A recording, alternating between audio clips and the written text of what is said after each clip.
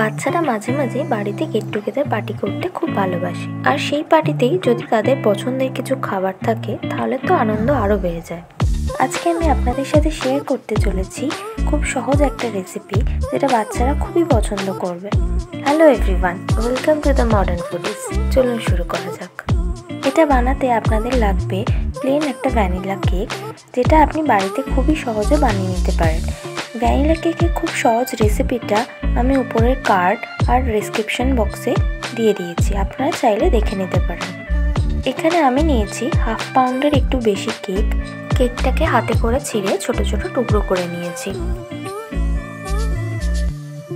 আর নিয়েছি 2 20 টাকার dairy milk chocolate.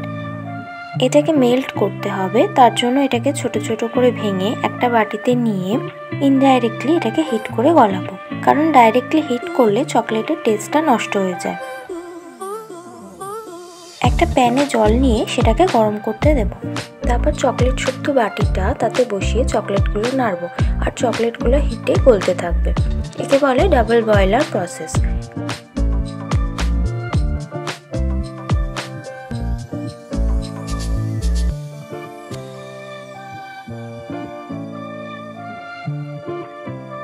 এরপর এটা কয়েক সেকেন্ড ঠান্ডা করে ক্রাশ করা কেকগুলো এতে দিয়ে দেবো এবং চপ করা কিছু ড্রাই ফ্রুটস এতে দিয়ে দেবো। ড্রাই ফ্রুটসগুলো দিলে এর টেস্টটা আরও বাড়বে, প্লাস ড্রাই ফ্রুটসগুলো হেলদিও।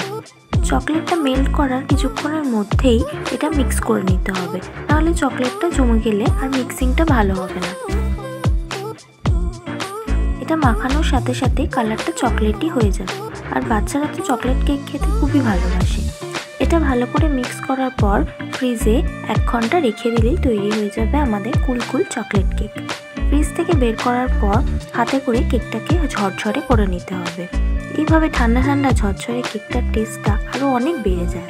আজকে আমি আমার এই রেসিপিটা আমার এক খুদের সাবস্ক্রাইবার সৌমাল্য বোসকে ডেডিকেট করতে চাই। আশা করি সেও চকলেট কেক খেতে খুব ভালোবাসে। আশা করি আপনারাও ভালোবাসেন। তাহলে সুযোগ পেলেই বানিয়ে ফেলেন কুলকুল চকলেট কেক।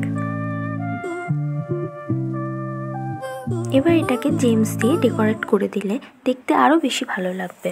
আশা করি রেসিপিটি আপনাদের ভালো লেগেছে। ভালো লাগলে লাইক এবং কমেন্ট করে আমাকে উৎসাহ দেবেন।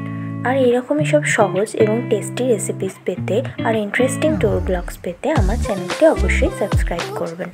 আর নোটিফিকেশান পেতে বেল আইকনটা প্রেস করে রাখবেন। আর সবার সাথে শেয়ার করতে কিন্তু ভুলবেন না। ধন্যবাদ।